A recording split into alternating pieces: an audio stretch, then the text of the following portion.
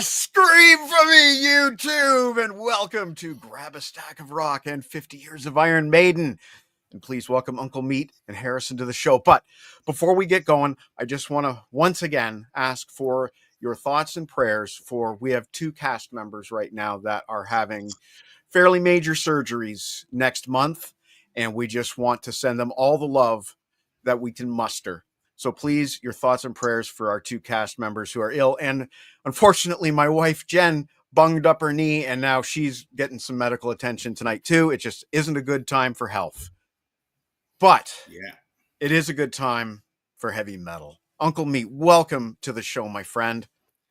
It is nice to be here, finally. It is really nice to see Harrison again. It's kind of nice to get the band back together. This is the original three that were on the first show, so...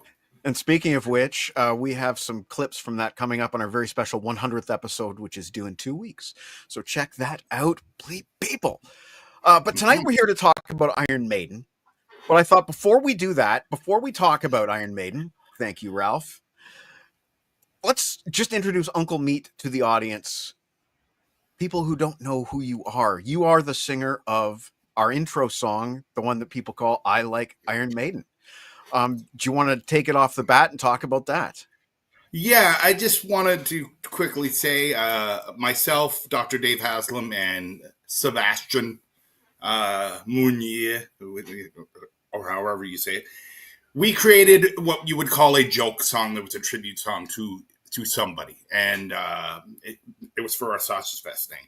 And what we tried to do, and what we all tried to do, was try to make it a pastiche of Iron Maiden. Make it as similar to Iron Maiden as possible without it being a copy of an Iron Maiden song. So, basically, I'd like you to play just what we talked about, that little piece, and then I'll go on, yeah. Okay, so here's the first audio clip from the song, The Maiden Song. Britain came into this world and Milwaukee in his hand. Marinates us all with love and provides us all with lamb. Big face and cheesy white shirt, don't quote the exact of them all. The one and only landlord. I like Iron Maiden. Britain came into the... Oh, so Sorry. I gotta say, I'm proud of what the three of us did, and I gotta say that Seb knows how to record, and I mean it's kind of some of the best of my voice has ever sounded. I'm happy with it, and I just wanted to add in other little thing that John Clauser already teased, but yes, this album that we're doing, Live After Death, is a big time album for me, and so much so that I even included a tribute to the album within the song. The Sausage Fest, it happens up in a field up in Kimberley, Ontario. So I play the part, and it'll be self-explanatory. All right, so here we go with the second clip. Raise your Romulan ale in the air and hail the immortal Lord of Lamb. Scream for me, Kimberly! Scream for me, Kimberly!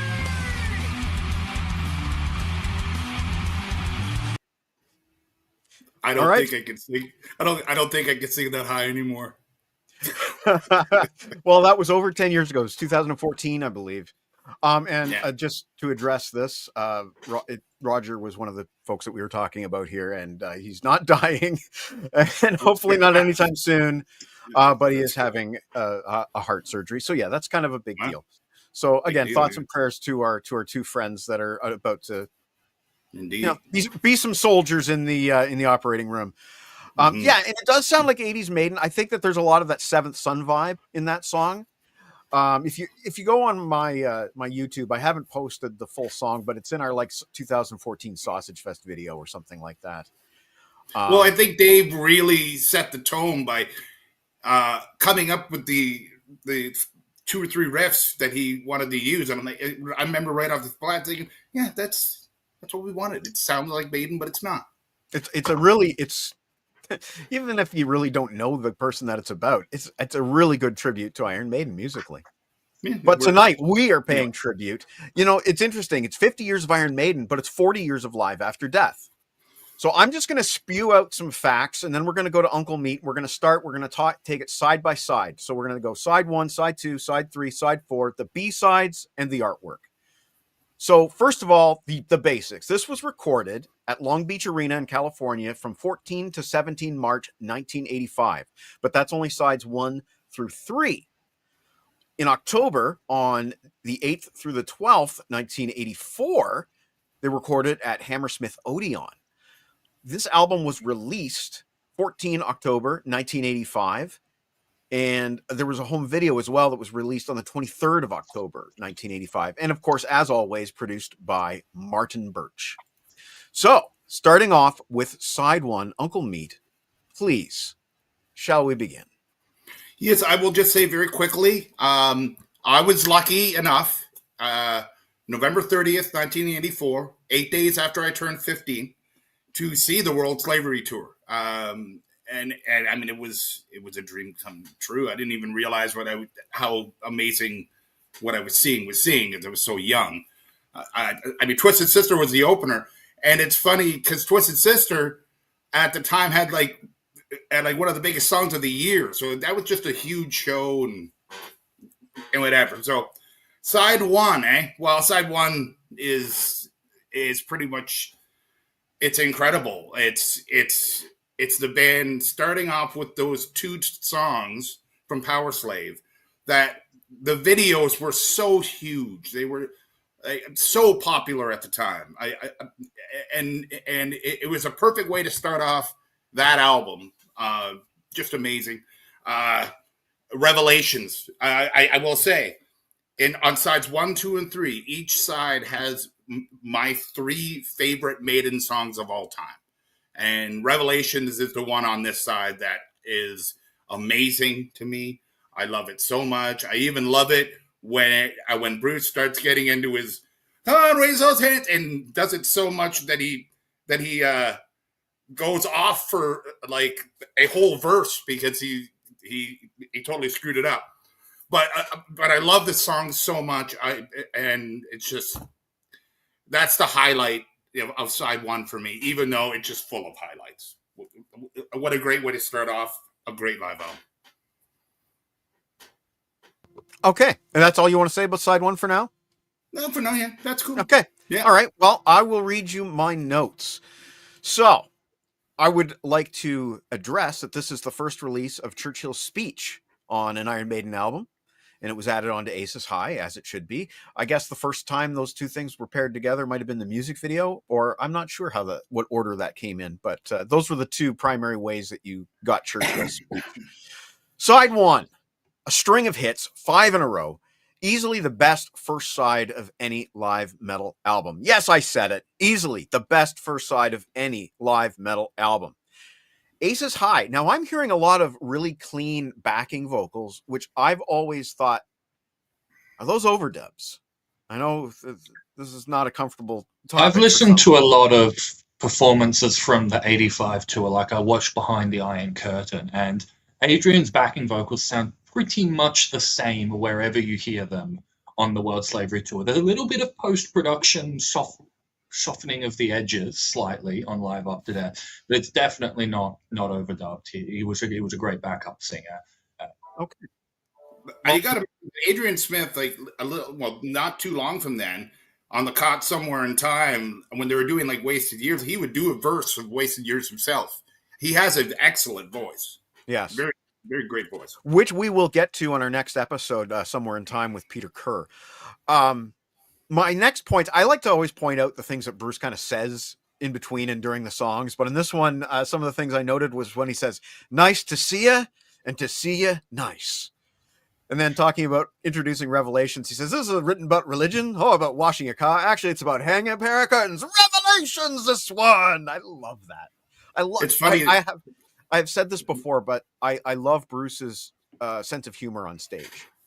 It's funny, that first line he said, the "nice to see you," whatever. I actually watched a thing where That is actually a 70s reference to an English TV show that no one in America would even get. Figures, but of course, figures. he just launched it on people. So it's Figures. classic Bruce. Yeah. I also added here that there's lots of what I'm going to call this extra singing throughout this show, but lots of extra singing from Bruce, like those yeah, oh, you know, he does a lot of that through this album and a lot of that on Revelations, and it's really, really good stuff. He also tends to sing variations of the album melodies, and it just in a really effective way. Lots of lung power from Bruce on this track. And my favorite part, and by the way, somebody in the comments asked me to address this at the end of Revelations when he says, oh, it is you. And then you hear somebody say, motherfucker. No, he says, all of you. And then Nico finishes it for him. Yes. It is you is Mariner. What he says, like the song says, it is you, but he says it to the live crowd, all of you. Okay, I get you. But then my point is more the motherfucker, which I assume is Nico. It kind of sounds like Nico. Yeah, let's just say it was one of the great things of listening to this album many times on headphones. That made me chuckle every time. I'm just going to jump to the comments real quick before we go to Harrison. But really cool that Klauser saw this tour as well with Twisted Sister. He was supposed to see it. My bad. Thank you, John, for joining us tonight. Always good to see you in the comments. And, of course, Henry as well. Henry, I am curious which version of the CD that you have, because there is one with this many tracks, and then there's one with this many tracks, which we'll talk about as we go through the show tonight. But I'm just curious, Henry, if you can tell us.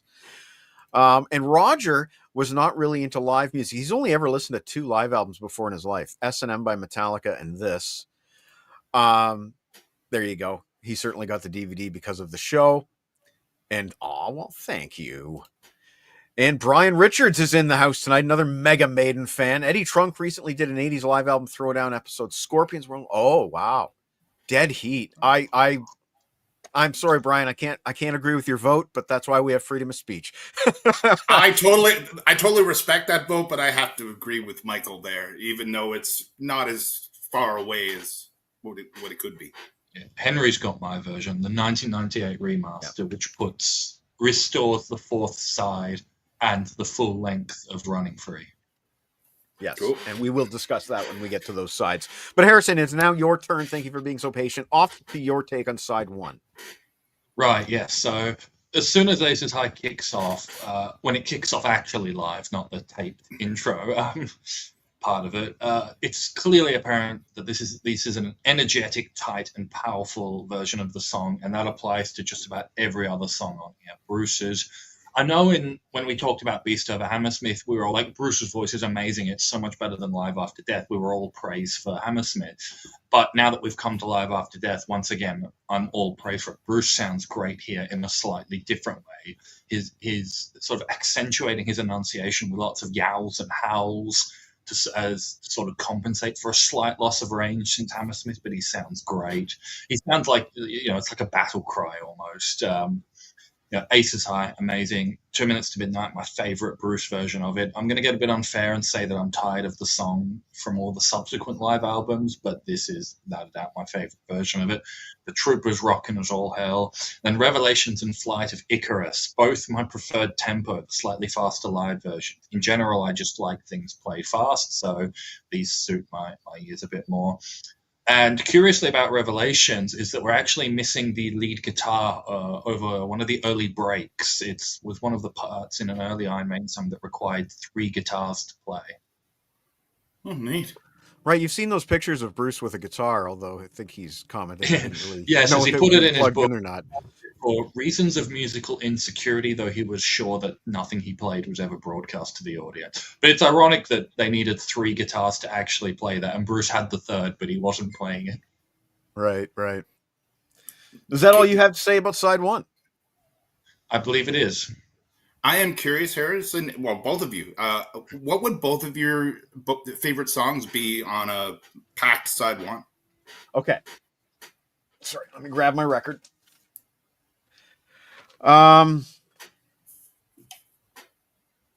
God, they're all good. Trooper's great. Just for the record, because we didn't list them off. Churchill's Speech, Aces High, 2 Minutes of Midnight, The Trooper, Revelations, Flight of Icarus. Revelations. The Trooper. Sure. It's Revelations for me. But yeah, it's a packed full of loveliness, side one.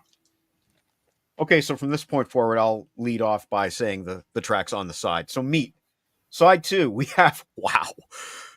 Kicking off the side, Rhyme of the Ancient Mariner, Power Slave, and then The Number of the Beast. That is a cool side. Take it away. Well, not to get hyperbolic here, but I will do exactly that and say that, in my opinion, other than Child in Time, live by Deep Purple on the Made in Japan album, which is also Martin Birch, Rhyme of the Ancient Mariner live on this album is the greatest live song of all time. For me. I think it's perfectly done. I think it's got the humor. It's got... they handled the song perfectly. It's, to me, the highlight of the album. And again, on side 2, it's one of my favorite Maiden songs of all time. I can't say enough more about Rhyme of the Ancient Mariner. The Power Slave version is incredible. It's very, I find it heavy and kind of dark, and I really, really like it. And Number of the Beast, honestly, I can skip over it. I'm sure that's just a part of hearing the song so many times that you just kind of lose interest, but it's kind of a pass for me. But the other 2 songs, stellar. Okay, if I may throw something back at you, one thing I like about The Number of the Beast on that side is that you got 13 minutes of Power Slave, and then another 13 minutes of Rhyme, another 6 or 7 minutes of Power Slave, and then you have this nice tight 4-minute upbeat familiar hit. And to me, you've got the epic kind of a deep cut, and then you've got a hit on that side. And I think, heading into my turn here, I think this is a damn near perfect side. I really do. And I'm trying to think back to when I was a kid playing this record and flipping it each time. Side 2, man, I think it really did it for me. Let's see what my notes say. Like Johnny Clouser said, this is what not to do if a bird shits on you. One of the most famous song intros in Maiden history, would that be? I think so. Again, on Rhyme, a lot of that extra singing that I love so much in this album, like a lot of those, yeah. Just great stuff. It just sounds like Bruce is 110% into it all the time. The entire time that he's on that stage, he's given it all. And, you can't praise the guy enough on this album. Following Rhyme of the Ancient Mariner with Power Slave, that's like a serious 1-2 punch. And it's kind of funny because it's in reverse order of the way it was on Power Slave, but it works even better, maybe? I don't know. It's so bizarre how that works even better with the Rhyme of the Ancient Mariner being an album closer, but a side opener here. It's awesome, though. And I loved that they ended the side with Beast. I didn't like how the spoken intro is kind of pitch changed, the woe to you and it's all pitch changed. I didn't like that. But I did appreciate that Bruce sang the complete 666, unlike the Number of the Beast B-side that we talked about in our Power Slave episode with Bicycle Legs. So that's all I have to say about side 2. Harrison, take it away. All right, so Rhyme of the Ancient Mariner, great as it always is, an iconic intro, and the rest of the song is amazing. It's played slightly faster, and so there's this one line where Bruce goes through the fog and ice, but because he's saying it really fast, it sounds like he's dropping an F-bomb in there. So for the longest time, that's what I thought he was saying. And real funny thing on the DVD is that as the solo's going off, it's this energetic, upbeat, fast solo. You can still see a couple of lone lighters in the air, presumably held over from the quiet narration part of the song. Power Slave. Great, again. No backing vocals of any kind. They're not tape, they're not keyboard, and they're not even Adrian doing those bits underneath Bruce. I think on later tours, somewhere back in time, they'd bring in, I think they were done by keyboards, but Interesting. And Bruce, this is also the song where Bruce dons his bird mask. And I have to ask me, did he have the bird mask with him in Canada when you saw him? It was about halfway through the tour, I believe. Okay, to be honest, I seem to recall that. We were about halfway. So it's just so long ago. So I don't want to say yes for sure, because I would be lying for sure. But I seem to recall it. Yeah, I do. All right. And Number of the Beast. It's a great version. It's a by the numbers version, as by the numbers as Iron Maiden can get, but it is nevertheless still a great version. And my notes also point out Bruce even sings most of the sixes. The second verse is missing some, but all the others are there. Not the second verse, the second chorus is missing them, but others are there. And you can't see this when you listen to it, but this was when Bruce was still, spry enough that he'd get Dave on his shoulders and run around the stage as Dave's playing his solo. Mm-hmm. Yeah, there's lots of photos of that in the vinyl. And since Johnny Klauser mentioned it in the comments, we may as well just real quick take a look at that beautiful gatefold, which he says rivals Kiss Alive 2.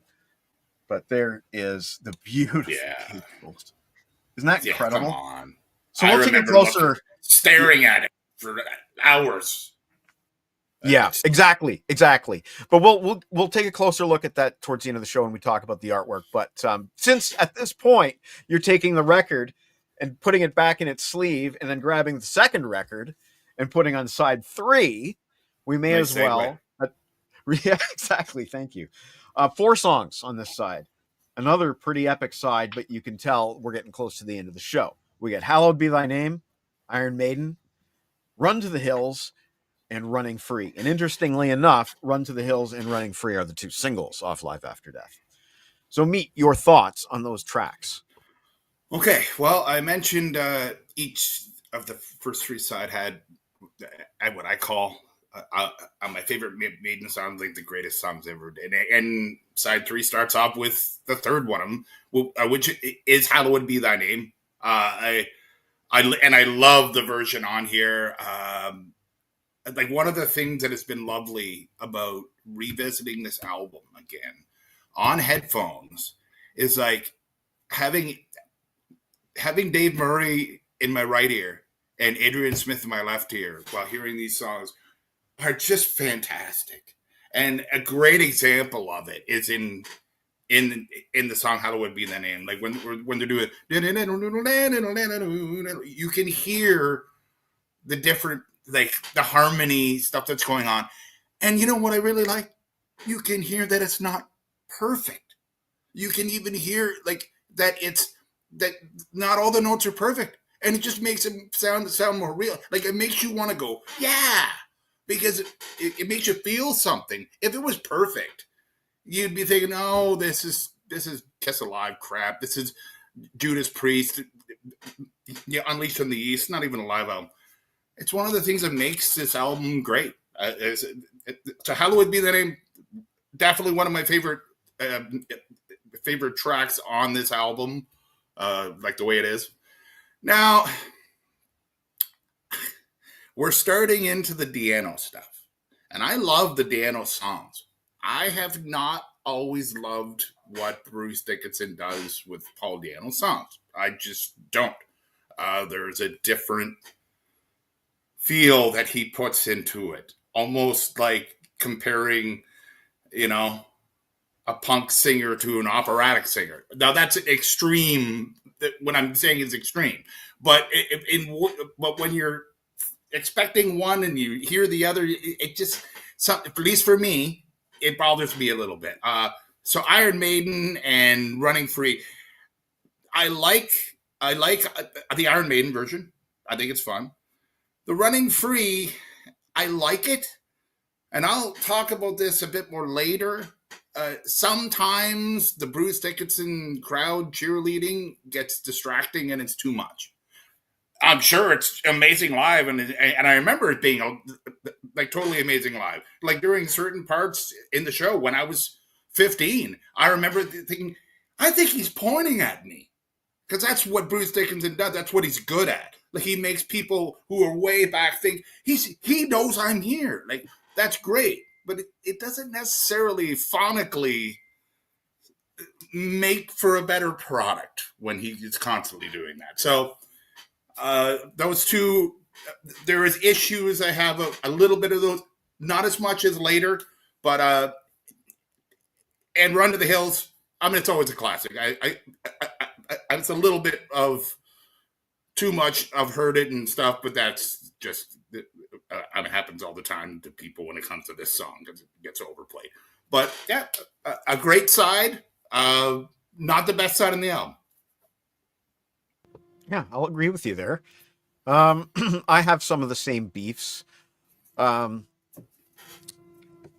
be thy name. I don't like the twang that Bruce puts into the intro when he sings my past life. I've mentioned this in the past. I've talked about this with Harrison in past episodes when we did Beast over Hammersmith. I don't like that.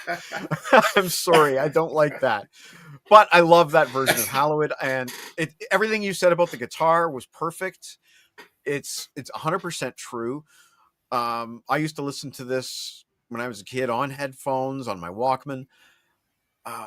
It's true, and it's one of the things that gives you a sort of a rawness to the live feel with those guitars. So you can hear Adrian in one ear, Dave in the other. I'm not sure. I might have had that backwards. But well, just the point is, in you.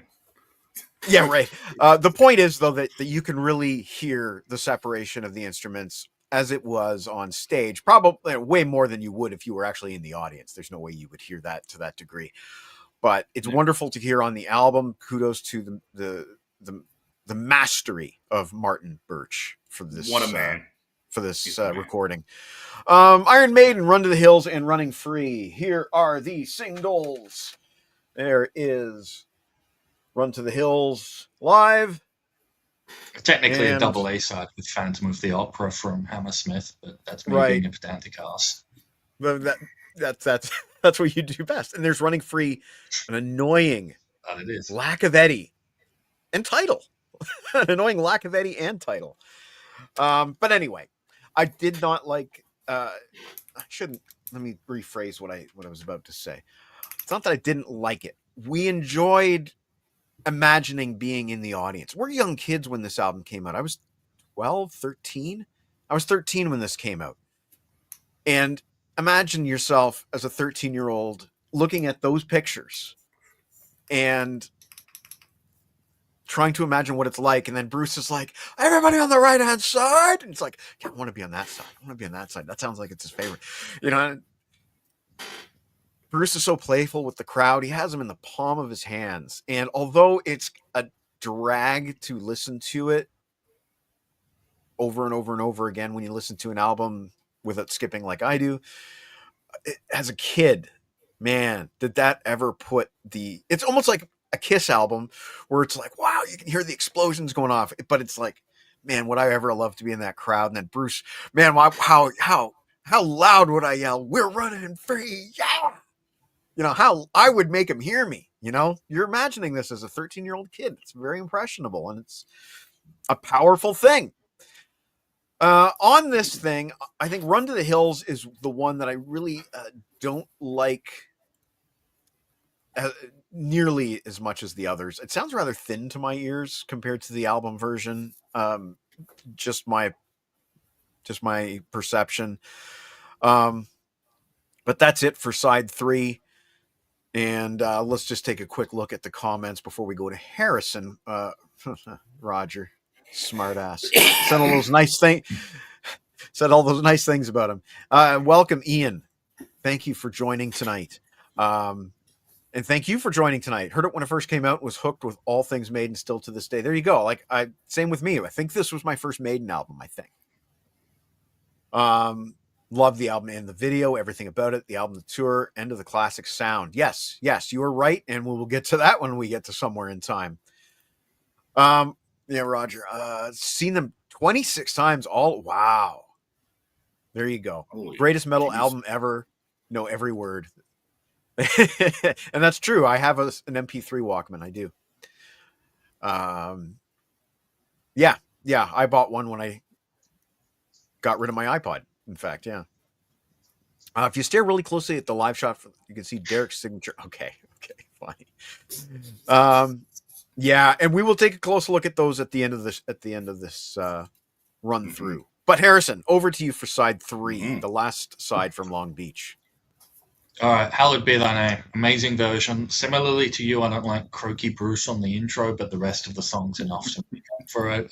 This is my preferred tempo. Like I said, I like things played fast. I know there are some people out there that don't like the tempo. I think Melissa was one of them, but for me, fast equals good. I'm with Nico on that. Iron Maiden, it's fine.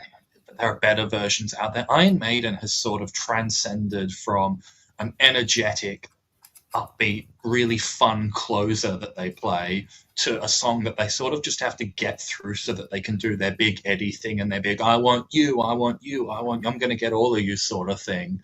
And this song's not at the stage where it's sort of just by rote anymore, but it's heading in that direction. Bruce, I find that the Beast Over Hammersmith version a lot better. Bruce is locked in with the rest of the band. Run to the Hills, I know this is unfair of me, I'm sick of the song, but even if I wasn't, this is a bit of a lackluster version. Bruce is sounding a bit dull on the verses compared to some of the other versions I've heard. Running Free, though, this is easily my favorite Bruce-led rendition of the song. His voice soars, he's coming so powerful. I know there is a bit of a stylistic mismatch between Bruce's voice and the lyrics, but with the rest of the guitars having that huge arena sound, Bruce's voice compensating. I think this is one of the Di'Anno songs that works just as well with Bruce as it does with Di'Anno. I do admittedly prefer the single edit without the crowd interaction when I want to listen to Running Free. Like, don't get me wrong, Bruce's crowd interaction is really fun, but Running Free is not the right song for it. Like Drifter, or even do it in Sanctuary, where you're already stopping the song for large amounts of time to do crowd interaction already. More Running Free is supposed to be a short, tight, punchy number. And when you bog it down with 5 minutes of crowd interaction, it kind of loses that effect. Yeah, well said. And yeah, that's the single edit. Here it is right here. Now. Yeah, sacrilegious as it is for me to say I prefer a single edit, I can't deny. Yeah, in this case, for sure. But the album is what it is, and I don't skip. But having said that, we're going on to side 4. So when I bought this in 1995, which is wonderful, by the way, because it comes with all 3 B-sides, it was missing 5 very important songs. Yes, this was something I was going to bring up a bit later with the versions. There exists no version on CD or vinyl of Live After Death with all 21 tracks. You know, when they first issued it on CD, it was a single disc. They gave you all of Long Beach minus Sanctuary and the single edit of Running Free. Then in 1995, they came along and they're like, well, we're putting bonus discs on all these albums. So with Live After Death, they put the 3 B-sides on there, but for some reason they didn't put the rest of Live After Death on there. Like side 4, they just said, no, leave that off. We don't need that. We're putting bonus tracks on these albums, but don't bother with side 4 sort of thing. That was inexplicable. I don't know why they did that. Then 1998 remasters came along. This is the one I have. They restored side 4 to the album. They gave you the full-length Running Free, but no B-sides. And then in 2020, when they did the 2020 remaster, it was a copy of this 1998 one, just with different audio. You remember I sent Mike a package about a year ago with that 2020 Digipack remaster, because when I looked at the track list on my local CD store, it said all 21 tracks, and I'm like, well, it's about damn time. So I ordered it, and it came in the mail, and what do you know? It doesn't have the 3 B-sides. And I don't know how that listing got like that, because it's not like they copied a different version, because there is no version with all 21 tracks. Somebody had to manually write, let's put 3 extra songs on here that aren't on here. Or perhaps they changed their minds and decided to pull. Maybe that was an early concept. Who knows? And that CD, by the way, is currently owned by Metal Roger, who I donated it to. Okay, so long preamble done. Uncle Meat, this is the 4th side recorded at Hammersmith Odeon. We have on this side Wrathchild, 22 Acacia Avenue, Children of the Damned, Die With Your Boots On, and Phantom of the Opera.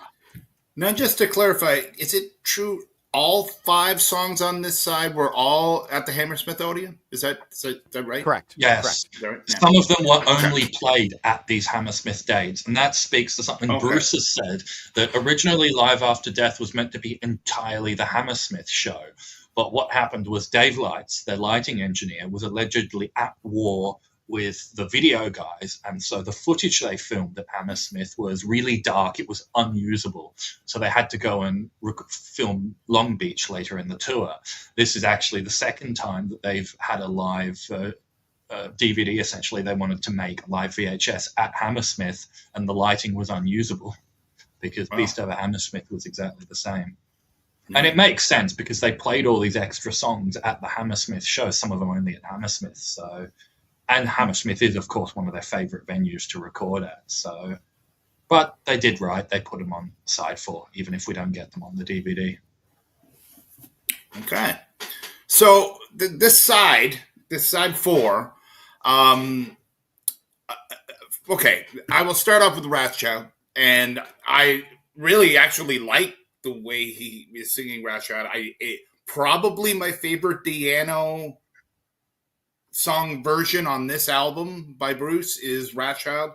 And I'll just say, I mean, I'm glad that I have the Wrathchild is there, but I have always wished that Killers was on this album, but that's another thing. Anyway, so there you go. That's a great version. 22 Acacia, fun. I number 22, like the whole, it's just fun. It's just really good. And that brings me to a special version, in my opinion, Children of the Damned. Now, this is early in the tour. I mean, I saw them in November. The Long Beach stuff was in what? Was it January, February? I think I said April. Hang on. March? But it's later. March, Yeah, and March. Hammersmith is October of '84. October. So, and right. I think you can really tell on the song Children of the Damned that it's the beginning of the tour, and Bruce's voice is one strong beast. He is... it's by far the best vocals on the whole album is Children of the Damned. It's just outstanding vocals. I love it. I just love it.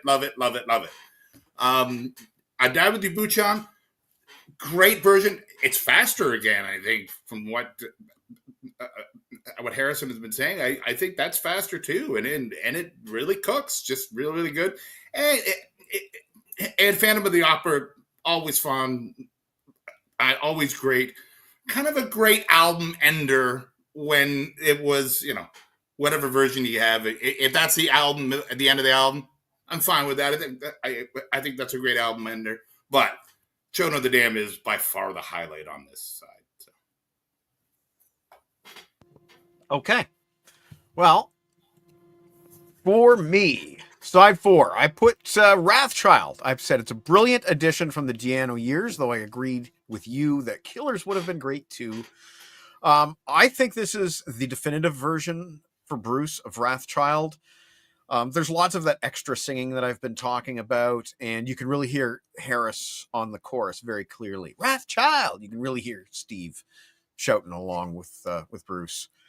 22 Acacia Avenue. Harris and I have talked about this. Speak to me, Hammersmith. I also like how Bruce kind of does an echo manually. I know a place where we can go. I love that he does that on his own, no effects.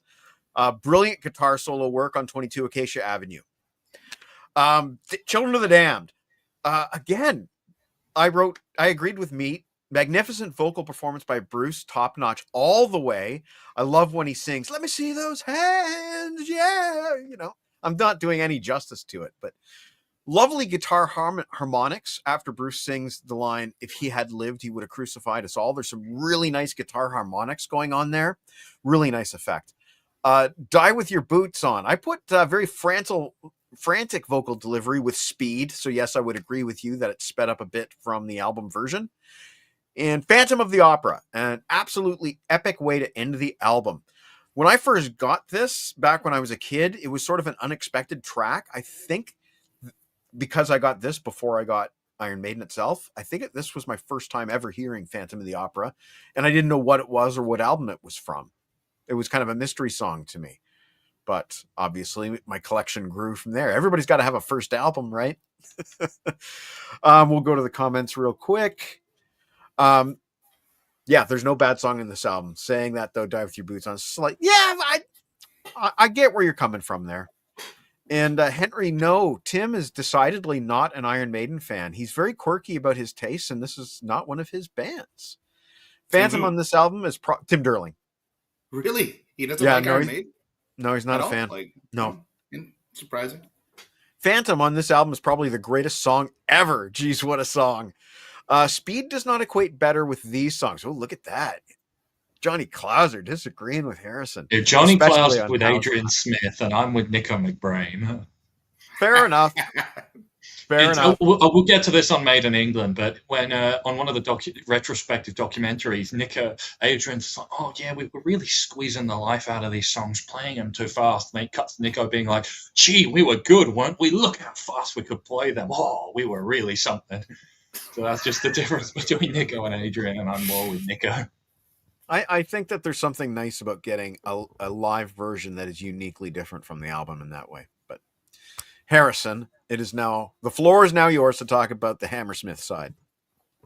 All right, side 4, Wrathchild. It's an all right version in my mind, but there's a bit of a slight stylistic disconnect between the lyrics and the down and dirty lyrics, Bruce's voice being more operatic, and the guitars have that grand arena sound as opposed to that sort of street level groove that they had in earlier versions. I do like his, well, I'm a lord, I'm a Wrathchild on the chorus, basically. He obviously does it a lot higher and with a lot less cracking in his voice than I do, but that's something I liked about his versions of Wrathchild. 22 Acacia Avenue, it's my favorite version of the song. I wasn't too hot on the song. I didn't dislike it, but it didn't do everything for me. The studio version, I do like the live version a little more, I think. Children of the Damned, god damn, this rocks. Like you said, easily the greatest vocal performance on the album. I was blown away. I haven't listened to this album for a long time. Coming back to it after all this time made me realize just how damn good it is. And yes, as I said earlier, this side is not on the DVD. Unfortunately, it's just all Long Beach. Well, the DVD itself is completely different, right? It's a completely different recording from a different. Yes, I was going to get to that as well. Different nights, the audio. So after 2 Minutes to Midnight on the DVD, he talks about it's the second night here, Long Beach, whereas during Running Free on the audio version, he's like, fourth night, Long Beach. So the DVD is a slightly inferior performance. It's like one step down, but it's still great. I actually got the DVD before the CD. So that Speak to Me, Hammersmith and Children of the Damned is so well placed. It's a very understated piece of crowd interaction, but it's perfect for where it's placed and the intensity that he says it. It's like not very intense, but it's great. It's brilliant. Die With Your Boots On. I never liked this song, and everything I disliked about the song is worse on this live version. But Phantom of the Opera, it's amazing. It's easily my favorite version of the song by any singer. I was blown away the first time I heard it. Yeah, it's a good song. Yeah. Okay. Indeed. Now, when we were kids and we had access to 12-inch singles quite easily, we were fortunate enough to get bonus tracks. And although I didn't have the single for Run to the Hills, that one also has a unique bonus track. I'll start with the B-sides. Losfer Words was the B-side to Run to the Hills. I felt that it's faster and more intense, to use George Lucas terminology, than the album version. A great bonus track and the only live performance available to buy officially. Though strange, I still find it kind of strange that they put an instrumental in their set. I can't imagine. Well, wait till we get to the real live tour. Well, yeah. I mean, I think Bruce, even in his introduction of the song, he makes it sound like he's annoyed that an instrumental is coming up. Well, there's no singer on it. Yeah. What does it seem like? I don't know. It just seems like such an odd, especially at that point of their career. What did Martin Popoff say? He kind of thought that instrumentals are half a song, kind of. He said they're max 7 out of 10, which means Joe Satriani's entire discography is 70%. No, he has a vocal album. But anyway, the other two B-sides, we get Sanctuary, which I wrote that there's too much of that extra singing because he does this whole like sort of exotic scales with this yeah, and then oh yeah, it was too much. It was too much of that extra singing. But Murders in the Rue Morgue, what an interesting choice. And Bruce even says, got a surprise for you when he introduces the song. Harrison, I'm sure you will know off the top of your head, but they couldn't have played Murders in the Rue Morgue very often after the Beast on the Road tour. Yeah. Yeah. I believe after Live After Death, I believe it didn't get brought back out till the Virtual 11 tour where it was dropped very shortly. And then I think it was on the early days tour, and I think that was it. Interesting. All right. Well, those are the bonus tracks, and again, I have something to say about the bonus track. Yeah. One of them specifically. All right. Well, I not only agree with what you had to say about Sanctuary. It is by far the worst song on this album, if you want to put it on as a collective album. To the point where I would say that when I re-listened to this today, I had listened to it like a few times over the last few weeks getting ready for this. When I listened to it today, I was like, I have to listen right now to the Paul Di'Anno version to see if I even like this song.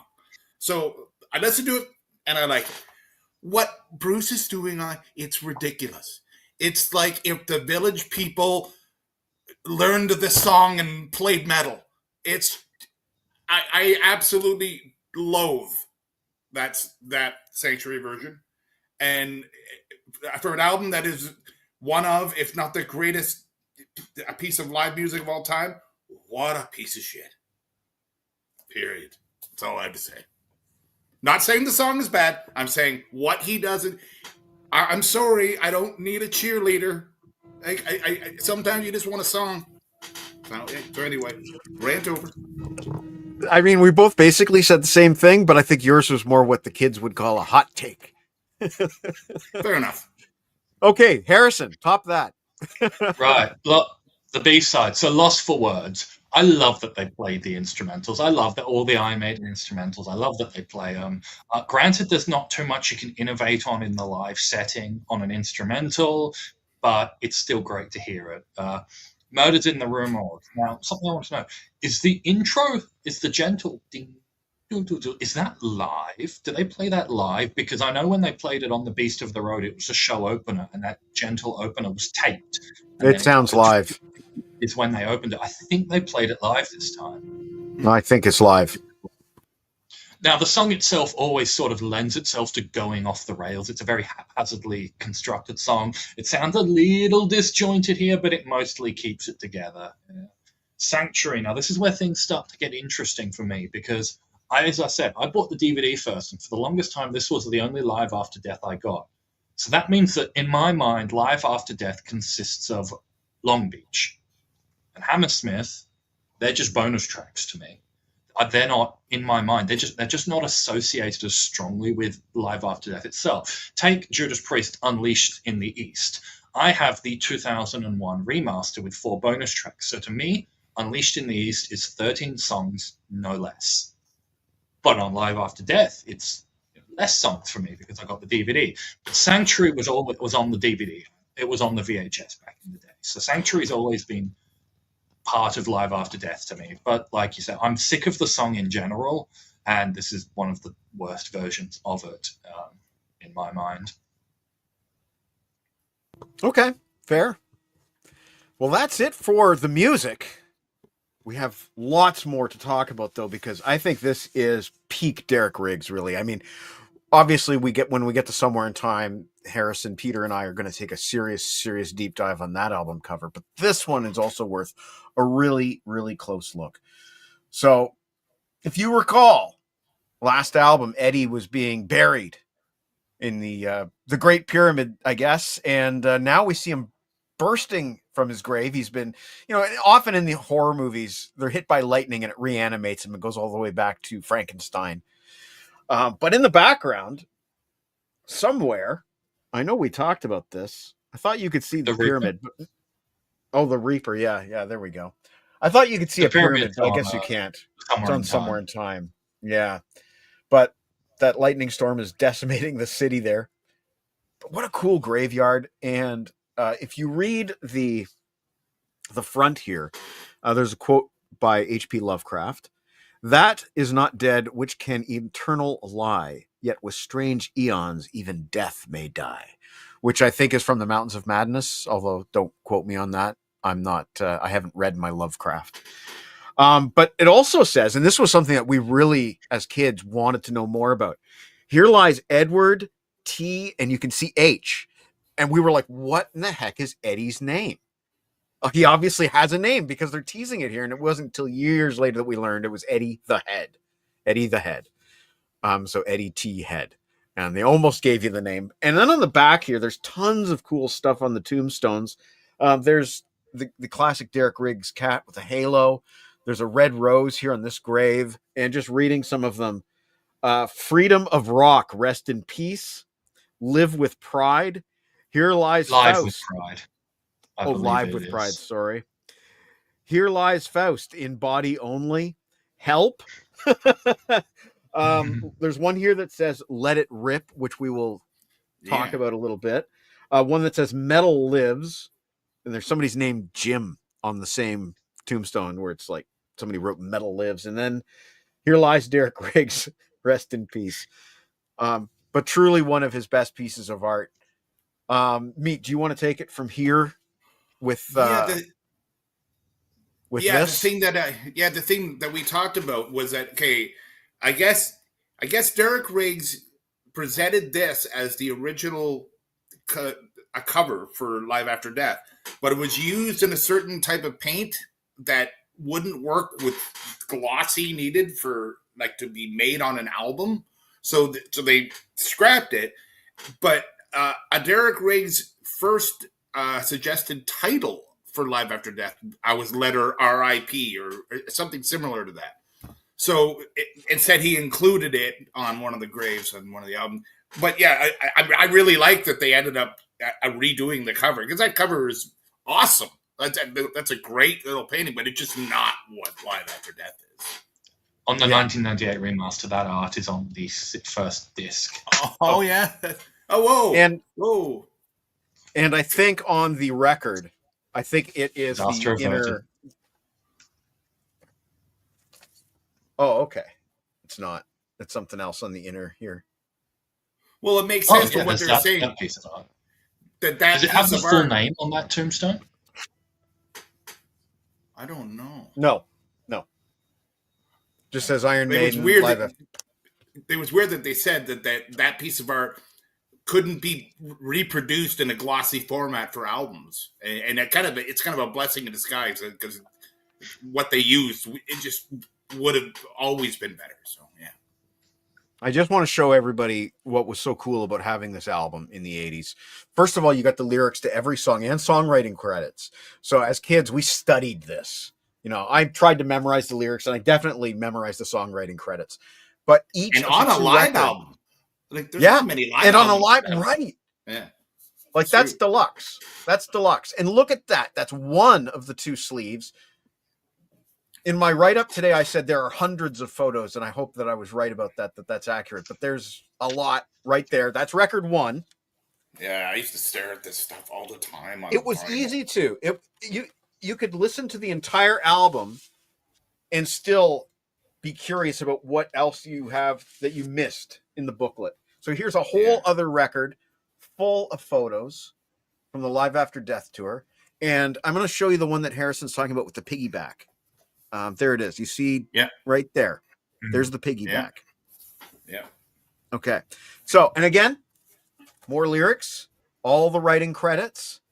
And if that wasn't enough, my God, you had this amazing booklet here, which I'll show you in a moment. And this is something that you just cannot get with a CD, aside from the fact that there's no CD with all 21 tracks. But here's this is almost like tour program quality.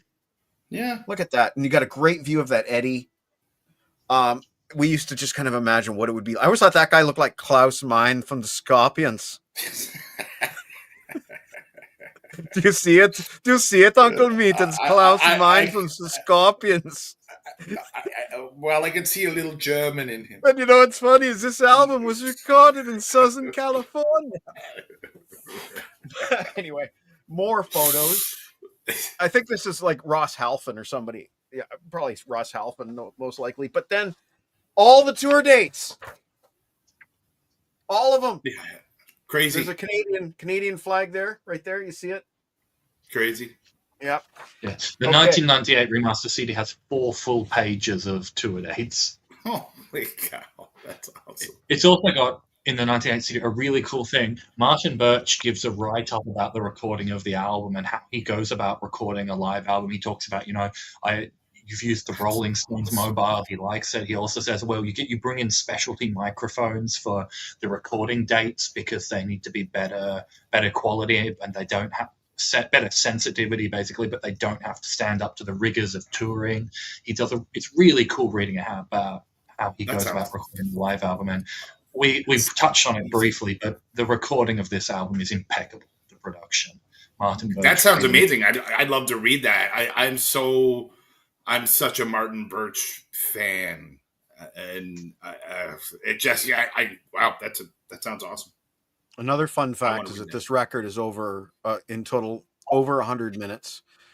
So to cut records 25 minutes aside back then, it took very experienced engineers and the best equipment. So they took great care in cutting these live after death records. 6 tracks on the first side, right? One of them is Churchill's speech, but the point is that this record has this is not the kind of record where it's like it sounded thin because there was so much music crammed onto one side. No, this record sounded great then, still sounds great today. I guess we're at that point of the show where we should give our ratings out of a scale of 5. And I have to say Live After Death is a solid 5 out of 5. Yeah. Well, I'd like to say, in closing, for my personal thoughts on this album, on what this album means, I'd like to compare it to my favorite band, Rush, because my favorite live album of all time, and always will be, is Exit Stage Left. And Exit Stage Left comes after their Rush's obviously, moving pictures, and that was the peak of Rush. That's the peak. Amazing stuff afterwards, amazing, but the peak was moving pictures. I think it's very similar for Iron Maiden, that when Live After Death came out, that they literally peaked at Power Slave as a connecting thing, and then subsequently connected with the world with such a huge tour, and that was the peak of Iron Maiden. It makes sense when you look at the album sales of Iron Maiden. It's number 1. It is Number of the Beast. Number 2 is Peace of Mind. Number 3 is Live After Death. Number 4 is Power Slave. So, this area is the peak of Iron Maiden. Yes, they did great stuff after, but it is the peak of that band. It's what made them become a band that even people who didn't even know the band was wearing their shirts, even in the 80s, because they just connected. So it's a 5 out of 5. I think it's amazing that Sir Martin Birch did this album and Deep Purple's Made in Japan, which is very, very close to being as good as this album, if not as good. It's just all the kudos in the world to the sound of this album and Martin Birch, and 5 out of 5. Okay, Harrison. Similarly for me, this is a 5 out of 5 album. It is my favorite live album of all time compared to anything else. And what's really interesting about this is that I'm subconsciously mentally handicapping this album when I compare it, because to me, Live After Death is Long Beach and Hammersmith a bonus track. So I'm really saying that 3/4 of Live After Death is the greatest live album of all time. And that just speaks to the quality of this album, that I can take a full side away and still think it's the best live album that's ever been released. Well, there you have it, folks. Is this the greatest live metal album of all time? Who the hell knows? But we sure love it, as we've shown. Metal album, as in heavy metal. I'd have to say that. Okay. I wouldn't call Deep Purple heavy metal personally. No, actually, yeah, that's a good Rush point. isn't heavy metal, so that's a good point. They're almost three different genres or subgenres unto themselves. You can't say that Deep Purple sounds like Iron Maiden, even though Bruce Dickinson's #1 influence is Ian Gillan. You know, excuse me. Getting close to the end of the show here, folks. All right, before we wrap it up, we have some special stuff coming next week. I can't believe it. We're already Easter weekend. So traditionally, Jex Russell and I have done a 3:00 in the afternoon show on Good Friday. Jex, unfortunately, is unable to do that this year. So instead, we have John Clauser and Ashley Geisler, who are going to be joining me for the Good Friday afternoon show. And the theme this week is simple. It's just, we're telling you what's new. I've got a lot. I have a lot of what's new. Okay, no spoilers. I have a lot. Okay, small spoiler. I got like 6 copies of this thing. Was that Michael Bublé?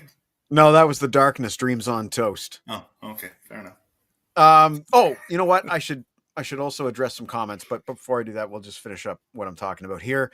Following Easter weekend, Harrison and I are very, very, very proud to present our 100th episode. So we're going to be doing a mixtape style live episode with Jex Russell and Johnny Clauser, and anybody else who wants to join us too. We'll be talking about just good times, and we'll be playing some fun clips from the past and some that you've never seen before. Now, is that 2 weeks from tonight live? 2 weeks from tonight live. Next week is also live. But following those 2 shows, we will be back with 50 Years of Iron Maiden and Somewhere in Time with special guest Peter Kerr and a real, real cool deep dive into the artwork there. So let's just take the last comments here. Apparently, Dogtown didn't know that it's Eddie the Head. We're glad to have brought that information to you tonight. That's what we're here for. Henry, he always assumed his name was Eddie because Hetty is pronounced Eddie, right? I think that's pretty accurate because they always called him Eddie the Ed with an apostrophe, not an H, an apostrophe, kind of like Airy, Mission from Airy, always with an apostrophe. Not keen on that cover. I think he meant the alternate cover. I loved all the see, he gets it. He gets it. They played everywhere in the UK on that tour. It's unlike Judas Priest, which went over to the States and basically toured almost exclusively the States. Maiden were once again worldwide at this point. Yeah, absolutely. And Henry, as always, thank you for watching. And Johnny, not to pit the bands against each other, they're both great. Johnny, I always value your input, even though I think you're wrong. But we'll be seeing Johnny Clauser next week and the week after. And I really appreciate that because Johnny's actually going on a short musical hiatus. I think Grab a Stack of Rock is the very last thing that he's doing before he goes on a short musical hiatus. So I really appreciate him doing those next 2 shows. So once again, next weekend. Now I am going to be doing a couple that's true. Wrestling ones with Johnny Clauser, which is going to be cool. I forgot about that. Yep, that's right. So that's going to be happening around WrestleMania time, I believe. Pre and post WrestleMania shows. Yeah. Oh, and so he's not okay. So he's winding down. Is Johnny Clauser is winding down. But anyway, I really appreciate him joining. So again, that's next week, Good Friday, 3:00 for our What's New episode. Harrison, can I get some artwork, please? And then following that, our 100th episode on the 25th. That's going to be a lot of fun. That's going to be 7:00 p.m. with Jex Russell and Johnny Clauser and anybody else who wants to join us. And then back to Iron Maiden with Somewhere in Time and Peter Kerr. That's all I have for you tonight, folks. What do you think about Live After Death? Let us know in the comments. And as always, please like, please subscribe, and we always appreciate your support. We'll see you next week on Grab a Stack of Rock. Take care from Harrison, myself, and Harrison.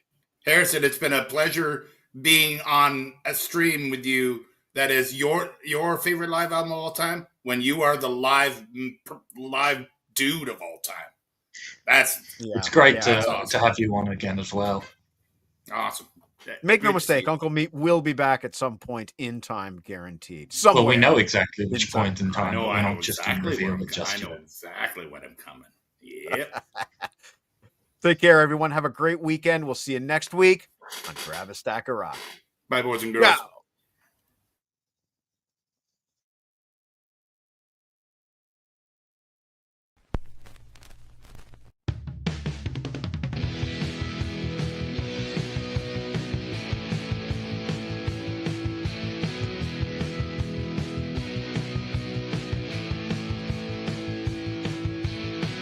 Friday night, we're off to the races. Come and see familiar faces. Uncle Meat, Rob Daniels, Josh Snow. Gibby's here, it's the place to go. Grab a stack of rock with Mike and the man, metal man. Grab a stack of rock and hold on tight as hard as you can. Keyboard's here, it's time for a party. Come and see, got the comment started. Grab a stack of rock with Mike and the man, metal man. Grab a stack of rock and hold on tight as hard as you can. Grab a stack of rock with Mike and the man, metal man. Grab a stack